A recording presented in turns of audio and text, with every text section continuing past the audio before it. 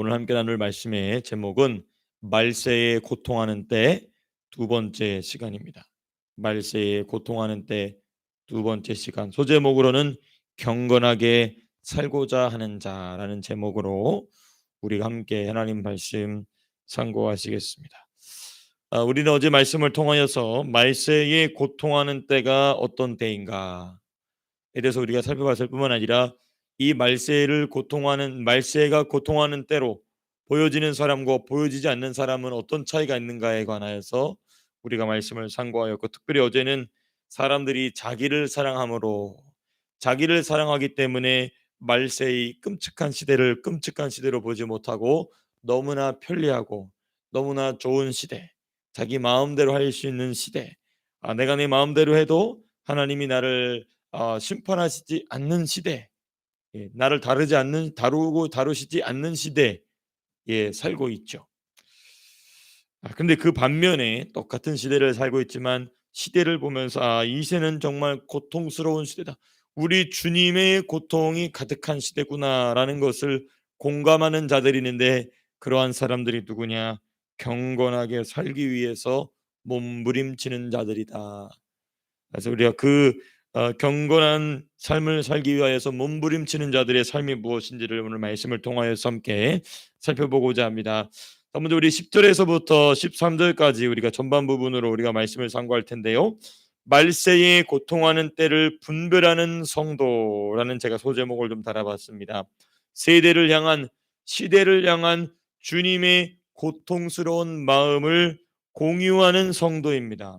말세에 고통하는 때를 분별한다라는 것은 어떤 것이 가능한 것이냐면, 이 시대를 향한 주님의 마음을 공유했기 때문에 그 고통스러운 주님의 마음이 공유가 된 것이죠, 그 성도에게. 그렇기 때문에 이 시대는 참으로 고통스러운 시대구나, 참으로 최악의 시대구나, 점점 인간 역사의 최악의 시대로 치닫고 있구나라는 것을 본다는 것입니다. 예수님의 말씀과 같이 시대의 표적을 분별하게 되는 것입니다. 시대의 표적을 분별하게 되는 것이죠.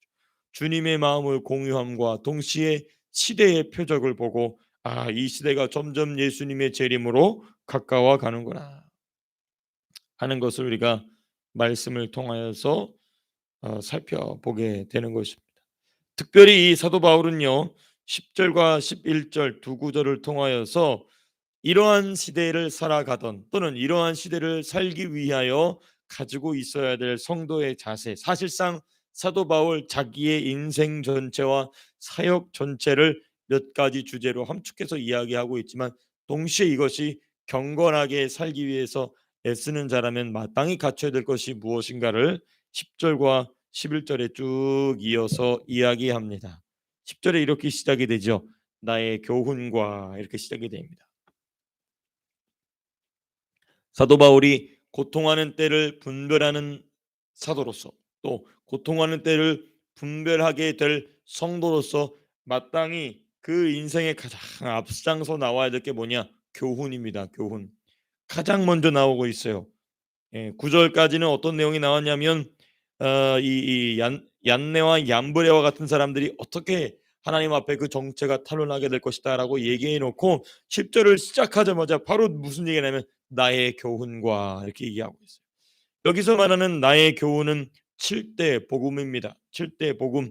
사도 바울이 구약 성경과 신약 성경을 관통하면서 뚫어내었던 7대 복음입니다. 7대 복음. 두 번째 보시면 나의 행실이라고 나와 있습니다. 여기서 말하는 나의 행실은 무엇인가? 7대 복음을 위한 삶입니다. 7대 복음과 연합하고 7대 복음이 확장이 되고 7대 복음에 연합하는 사람들이 늘어날 수 있도록 애쓰는 삶, 그게 나의 행실과 또 나의 의향과 이렇게 돼 있어요. 삶의 목적입니다.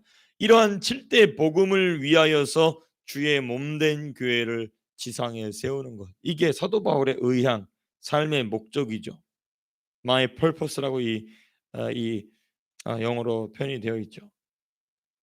그 다음에 이제 3주덕이 나옵니다. 사도 바울의 모든 인생과 사역의 3주덕, 믿음, 사랑, 소망 나옵니다. 믿음과 오래 참음과 사랑과 인내, 오래 참음과 인내는 우리가 소망으로 묶을 수 있습니다. 그러므로 믿음, 소망, 사랑이 또 동시에 나오게 됩니다.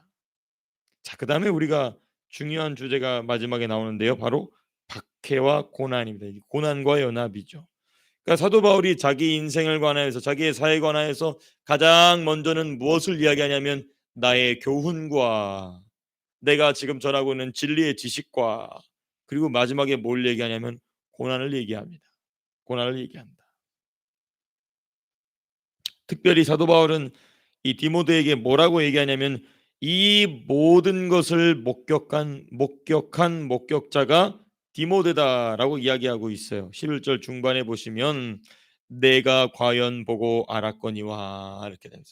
디모데가 이 사도 바울이 고난 당하는 현장에서 어떻게 자신의 영적인 아버지가 그 고난 가운데 포기하지 아니하고 오히려 고난 속으로 쑥 들어갔는지를 디모데가 과연 보고 알았다. 예. 그러니까 디모데는 사도 바울이 언급한 그의 인생과 사역을 충분히 지금 이해하고 있는 것입니다. 단순히 진리를 지식으로만 머릿속에서 막 왔다 갔다 하는 지식으로만 아는 것이 아니라 저 진리를 따라서 삶의 현장 속에서 사역 현장 속에서 어떻게 복음과 연합하는 것인가를 이 디모데는 직접 눈으로 목격한 것이죠. 디모데는 그러므로 자기가 본대로 바울을 흉내냄으로써 바울을 본받음으로써 그의 사역을 그의 사명을 감당하게 된다는 것입니다. 그러므로 우리가 신앙은 들음으로 배우는 것이 아니라 보는 것으로 배운다는 것입니다. 우리가 믿음은 들음에서 나지만 그 들은 믿음, 들음으로서 난 믿음이 어떻게 성장하느냐? 본대로 성장합니다. 제자들 보십시오. 예수님 말씀 처음에 들을 때 뭔 말인지 못 알아들었습니다. 그러나 성령 강림하신 이후에 주님이 하신 말씀과 더불어 주님이 살아가셨던 그 삶의 발자취가 너무나도 선명하게 그 사도들의 눈앞에 펼쳐지는 것입니다. 이럴 때 우리 주님이 이렇게 하셨지 하면서 본인이 사도로서 사역을 감당할 때에 그와 같이 주의 일을 감당했었다는 것입니다. 그러므로 여러분 우리가 흉내를 내는 게 참 중요합니다. 본받는 게 참 중요해요. 내가 누군가를 배운다라는 것은 내가 누군가를 따라잡기 위해서는 일단은 흉내를 참 잘해야 됩니다. 그 흉내를 낼 수 있다는 것 자체가 이미 그 사람에게 그 능력이 전가되는 출발점입니다. 출발점. 흉내를 내므로 본받음으로써 그의 사역을 그의 사명을 감당하게 한다. 그러니까 디모데는 바울을 흉내냄으로써 본인 앞에 있는 경건하게 살고자 애쓰는 자로서 마땅히 겪어야 될 그 고난과의 연합을 이겨내는 것입니다. 누굴 흉내냄으로써? 바울을 흉내냄으로써. 바울을 본받음으로써. 그래서 12절에 보면 이런 표현이 있죠. 바울과 디모데와 같이 사는 자, 또 바울과 디모데와 같이 살기 위해 몸부림치는 자가 곧 어떤 사람이냐. 우리 12절 같이 한번 읽어보겠습니다. 시작. 우리 그리스도 예수 안에서 경건하게 살고자 하는 자는 박해를 받으리라. 이게 바로 경건하게 살고자 하는 자. 경건한 자는 어떤 사람이 경건한 사람이냐. 이와 같이 살기 위해서 애쓰는 자가 경건한 자다. 경건한 사람이 따로 있는 것이 아니라 이러한 삶이 나에게도 있기를 원합니다. 잘 안 되지만 그럼에도 불구하고 오늘 한번 넘어졌지만 내일 다시 한번 일어나서 이와 같이 살기 위하여서 말씀대로 살기 위하여서 몸부림치는 자, 이런 사람이 곧 경건하게 살고자 하는 자다. 이게 바로 경건한 자다라는 것입니다. 그러므로 참된 경건, 곧 경건하게 살기 위하여 진실함으로 주 앞에 메어 달리는 자, 곧 참된 경건을 가진 자는요 반드시 무엇을 받게 되어 있느냐? 박해를 받게 되어 있다. 무릇 in fact everyone who wants to live a godly life, 그렇죠? 경건한 삶을 살기를 원하는 모든 사람은 그리스도 예수 안에서 그 경건한 삶을 살고자 하는 모든 사람은 반드시 박해를 받는다라고 영어가 이 NIV가 더 자세하게 표현이 되어 있습니다. 그러므로 박해가 없는 고난이 없는 어떤 신앙의 도전이 없는 경건은 없다. 그러니까 도전이 온다. 박해가 온다. 내가 믿음으로 뭔가 도전해야 될 건수들이 생긴다. 그러면은 내가 잘 가고 있구나. 물론 그것을 돌파해 나가야 될 일은 누구도 대신해 줄 수 없죠. 본인이 해 나가야 될 일인 것입니다. 진리를 가지고 그래서 사도 바울이 이 디모데후서 1장을 시작하면서부터 뭘 얘기를 했냐면 은사의 불이 다시금 불들 일어나야 된다는 이유가 바로 거기에 있습니다. 그 내면 안에 성령의 불이 타오르지 않으면 이거는 감당 못하는 것입니다. 그러므로 저와 여러분들은 어찌 되었든지 부르짖음으로 간절한 마음으로 기도함으로 무엇이 우리의 심령을 강타하게 해야 되느냐? 여러분, 불입니다. 불. 주여, 내 인생에도 내 가슴 속에도 내 삶에도 사도들의 가슴을 강타하였던 초대교회의 성도들이 순교자의 신앙으로 나아가게 하였던 그 불을 내려 주십시오. 여러분, 불의 능력으로 살아야 됩니다. 우리가 불의 능력이 없으면 목사인 저부터 자꾸 통박을 굴려요. 이렇게 하고 저렇게 하고 그러면 벌써 망한 겁니다. 그러나 그렇게 내 통박 굴리는 걸 멈추고 어떻게 하든지 간에 내가 하나님 여호와의 불의 능력으로서 이 일을 감당하길 원합니다 하면 몸부림치는, 그게 경건하게 살고자 하는 자란 것이죠. 그 경건하게 살고자 하는 자에게 이 불을 주셔서 내가 내 힘으로 내 일을 감당하는 것이 아니라 여호와의 힘으로 내 일을 감당하게 하신다는 것입니다. 저는 저와 여러분들이 이러한 여호와의 불에 사로잡힌 인생 되시기를 주님의 이름으로 축복합니다. 너무너무나 중요한 삶의 능력인 것이죠. 이와 같이 참된 경건을 가진 자가 박해를 받음으로써 보다 더 깊이 있게 주님의 진리 안으로 나아가게 된다. 자, 근데 이제 바울이 중요한 얘기를 합니다. 이때에 누가 발생하느냐? 박해를 받을 때에 박해를 받으리라 해놓고 갑자기 13절에 바울이 무슨 얘기하느냐면 악한 사람들과 속이는 자들은 더욱 악하여져서 속이기도 하고 속기도 하나니. 근데 이 문장이 영어에서는 붙어있는 문장이에요. 그러니까 모든 그리스도 예수 안에서 경건하게 살고자 하는 모든 사람은 박해를 받는데, 어떤 중에 박해를 받느냐 하면은 악한 사람들과 속이는 사람들이 악하여져서 속이고자 하고 또 속는 그런 아비규환과 같은 상황 속에서 고난을 받는다라고 지금 사도 바울이 박해를 받는다라고 12절 13절 이야기하고 있습니다. 그럼 이때에 속이기도 하고 속이려는 악한 자들과 속이는 자들을 무엇으로 대적할 것인가? 그러면서 나오는 말씀이 14절에서부터 17절, 우리가 너무나 잘 아는 하나님의 말씀에 대한 이야기가 그러니까 하나님의 말씀에 관해서 디모데에게 바울이 강조하는 맥락은 이런 맥락인 것이죠. 너가 고난을 받되, 너가 하나님 앞에서 박해를 받되, 이 박해 가운데에 내 안에 있는 여호와의 불이 점점 활활 타오르게 하는 것은 무엇밖에 없다? 오직 성경밖에 없다. 오직 하나님의 말씀밖에 없다. 그래서 14절에서 바울이 이렇게 얘기하죠. 우리 14절 같이 한번 읽어보겠습니다. 시작. 그러나 너는 배우고 확신한 일에 거하라. 너는 내가 누구에게서 배운 것을 알며, 이렇게 얘기하고, 그러나 악한 사람들과 속이는 자들이 속기도 하고 속이기도 하는 그 아비규환과 같은 박해 현장 속에서 그러나 너는 뭘 기억해라? 하나님 말씀을 기억해라 라고 얘기하는데, 그 첫 번째 말이 무엇인가? 배우고 확신한 일에 거하라. 경건하게 살고자 하는 자를 위한 지혜와 지식과 능력의 출발점인 성경을 어떻게 접근해야 되느냐에 대해서 첫 번째, 배우고 확신한 일에 거하라. 이 배움과 이 확신은 디모데가 스스로 알아서 터득한 것이 아니라는 것을 사도 바울이 재차 밝힙니다.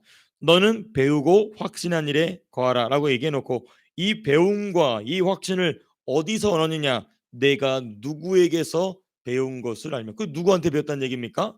자기한테 배웠다는 얘기예요. 바울 자기에게 배웠다는 얘기입니다. 너는 내가 누구에게서 배운 것을 알지 않느냐? 내가 널 가르치지 않았느냐? 너가 가지고 있는 그 배움, 너가 가지고 있는 확신, 내가 준 거다 라고 얘기해요. 그리고 이 얘기가 뭐냐면 15절부터 이제 성경을 쭉 언급하지 않습니까? 15절부터 성경에 관하여 언급하기 전에 14절에 자신이 가르친 것을 또다시 강조하고 있는 사도 바울. 목적이 무엇인가? 왜냐하면 제일 먼저는 하나님이 사도 바울에게 주신 은사이자 영감이기 때문에 그렇습니다.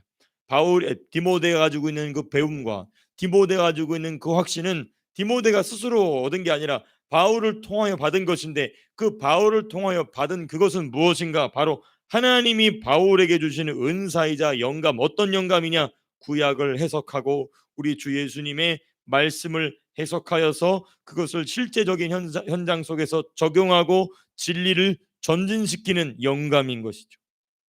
그러므로 이 위에서 성경을 접근하라는 것입니다. 네 멋대로 성경을 접근하지 말고 내가 너에게 가르쳐준 배움과 확신을 따라. 근데 이 배움과 확신은 곧 무엇인가? 하나님께서 바울에게 주신 영감이라는 것입니다. 영감. 그 이 영감은 무엇인가? 구약 성경을 예수 그리스도로 관통해내는 능력이고, 우리 주 예수님의 말씀을 통하여서 주 예수님과 하나님과 성령님과 하나님의 나라와 이 땅 가운데 세워질 교회에 관한 진리를 관통해 나가는 것. 그러니까 우리가 사도 바울의 바울 서신을 우리가 가만히 보게 되면요, 구약 성경과 예수님의 말씀을 분명히 코테이션하고 있지만 전혀 언급되지 않은 부분들이 나오기도 합니다. 그 이제 진리를 전진시켰다는 얘기거든요. 무엇을 위해서? 지상의 교회를 세우는 일을 위하여서 진리를 전진시켰다는 것입니다. 이 관점이 바로 관점을 지금 사도 바울은 10절에서 뭐라고 얘기하냐면 배우고 확신한 일이다라고 지금 이야기하는 것입니다. 배우고 확신한 이 관점 위에서 성경을 접근해라 해놓고 이제 또 어려서부터 성경을 알았나니라고 좀 말씀을 쭉 시작하는 것입니다. 성경의 세 가지 기능을 15절, 16절, 이렇게 17절 통하여서 이야기합니다. 성경의 세 가지 기능. 첫 번째 15절, 지혜가 있게 하느니라. 어려서부터 성경 하나님 쭉쭉쭉 나오다가 핵심은 이거죠. 지혜가 있게 한다. 믿음. 어떤 지혜인가? 어떤 지혜인가? 참된 구원에 대한 지혜를 줍니다. 모든 사람은요, 자기 구원을 위해 살아갑니다. 예수를 믿는 사람이든 예수를 안 믿는 사람이든 자기 구원을 위해 살아간다. 이 자기 구원을 위해 살아간다는 것은 무엇인가? 여러분, 구원이라는 게 무엇입니까? 영생이지 않습니까? 그 영생은 뭐냐면 죽지 않고 영원히 사는 거예요. 그러니까 이 많은 사람들이 구원을 위해 살아간다는, 모든 사람이 구원을 위해 살아간다는 것은 무엇인가? 자기가 먹고 살기 위해서 일하고 살아가지 않습니까? 근데 그 일하는 일을 언제까지 하고 싶어 하냐면 죽기 직전까지 하고 싶어 해요. 왜? 그게 그 사람의 구원이기 때문에. 근데 끝내 그것을 이루지 못하고 죽죠. 근데 이 성경은 우리에게 어떤 지혜를 주느냐?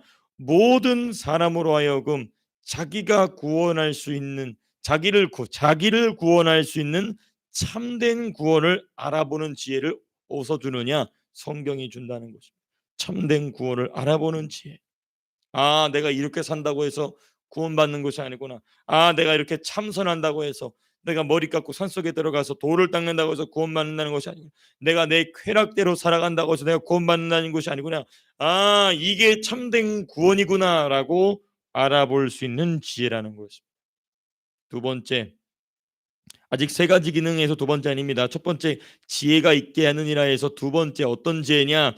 참된 구원을 얻을 수 있는 통로, 방법을 알아보는 지혜입니다. 같은 말인 것 같지만 참된 구원은 무엇인가? 아, 이게 참된 구원이구나. 그럼 이 구원은 어떻게 얻는가? 그 구원은 어떤 통로로, 어떤 방법으로 내가 얻을 수 있는가? 오직 예수 그리스도죠. 그 다음 세 번째 지혜, 참된 구원의 완성의 방법을 알아보는 지혜. 이 참된 구원을 내가 얻었어요. 근데 이 구원이 그냥 얻는 거로 끝나는 것이 아니라, 아, 이 구원은 점점 완성되어야 되구나. 점점 건설 구원이라고 하죠. 기본 구원 말고, 기본 구원은 이제 제가 먼저 이제 첫 번째, 두 번째에서 언급해 드리고, 이 세 번째는 뭐냐? 건설 구원입니다. 점점 우리 에베소서에서 말씀을 함께 상고했지만 함께 지어져 가느니라 분명히 얘기했고 말씀하고 있거든요. 이게 바로 지혜가 있게 하느니라. 이 그리스도 예수 안에 있는 믿음으로 말미암아 구원에 이르는 지혜가 있게 하느니라. 이 지혜가 바로 짧게 지금 세 가지 정도로 제가 말씀드렸습니다. 자, 두 번째, 성경의 두 번째 기능은 무엇인가? 16절에 나와 있죠. 우리 16절 말씀 같이 한번 읽어보겠습니다. 시작. 모든 성경은 하나님의 감동으로 된 것으로 교훈과 책망과 바르게 함과 의로 교육하기에 유익하니. 우리가 이 말씀은 참 우리가 많이 암송하고 너무나 사랑하는 그런 말씀인데요. 여기 아주 중요한 네 가지가 기록되어 있습니다. 교훈이 있고 책망이 있고 바르게 하면 교정입니다. 교정. 그리고 네 번째 의로 교육한다는 것은 뭐냐면 훈련입니다. 훈련. 영어로는 training in righteousness. 의 안에서 훈련 받음 이게죠. 예, 훈련입니다. 훈련. 그러니까 성경은 교훈하고 책망하고 교정하고 훈련한다. 제가 이것만 가지고도 한 1시간 정도를 여러분들과 함께 나눠야 되지만은 간략하게 요점만 정돈하면 이겁니다. 교훈은 진리입니다. 진리. 뭐가 참이냐? 무엇이 우리의 삶의 방향이냐에 대해서 교훈, 진리, 지식, 그렇죠? 교훈. 예, 그게 이 교훈은 지금 이제 14절에서 말한 배우고 확신한 일을 통하여 발견하는 교훈인 것이죠. 성경 안에서. 그다음 책망은 뭐냐? 진리에서 벗어난 것을 밝혀내는 것입니다. 너 그거에서 진리에서 벗어났어. 자, 어제 우리 로마서 7장 말씀이 바로 그런 부분이지 않습니까? 내가 그 원치 않는 것을 행하는 것은 내가 아니요 내 속에 거하는 죄니라라고 얘기해놓고 그것을 발견할 수 있도록 돕는 지도하는 그것이 무엇이냐 바로 율법이지 않습니까? 그러니까 하나님 말씀이 그렇게 일하는 것입니다. 하나님 말씀이 우리로 하여금 하나님의 진리로부터 죄로 빠져나가는 과정을 책망한다는 것입니다. 세 번째, 교정은 진리에서 벗어난 것을 본래의 위치로 되돌리는 것입니다. 그러므로 너는 이러한 방법을 통해서 돌아와야 된다. 당연히 이제 그건 예수 그리스도죠. 근데 그것을 이제 구체적으로 어떻게 무엇을 내가 끊음으로써 그래서 사도 바울의 바울 서신 마지막에 뭐 항상 무엇이 등장하느냐 바울의 율법이 등장하는 이유가 바로 거기에 있는 거. 구체적으로 이러므로 이렇게 해라 저렇게 해라 이렇게 하지 마라 이건 해라 이건 하지 마라 말하고 하는 이유가 뭐냐 그게 바로 교정하는 것입니다. 교정 진리에서 벗어난 것을 진리의 말씀으로 책망을 받고 그러면 이거 어떻게 돌아가야 되겠습니까 할 때의 구체적인 방법을 이야기해 주는 것이 바로 이 교정하는 것입니다. 바르게 한다. 굽은 것을 원래 위치로 돌려놓는 것이죠. 그다음 마지막 네 번째 참 중요합니다. 훈련입니다. 본래 위치로 돌아왔지 않습니까? 진리에서 벗어난 것에 대해 책망받고 교정받음으로써 본래 위치로 돌아왔으면 그 위치를 지키게 하는 것입니다. 무엇이? 훈련이.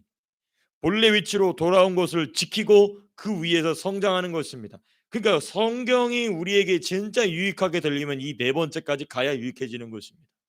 이 네 번째까지 가지 않으면 유익이 없어요. 자기의 삶이 바뀌어지지 않는 것이죠. 10년을 믿어도 20년을 30년을 믿어도 여전히 교만한 모습은 그대로 있는 완고한 모습 그대로 어디 왜 그러냐면 일단은 교훈도 못 깨닫거니와 혹 교훈을 100에 하나 1000에 하나 깨닫는다 할지라도 일단 두 번째부터 거절해요. 책망부터 거절합니다.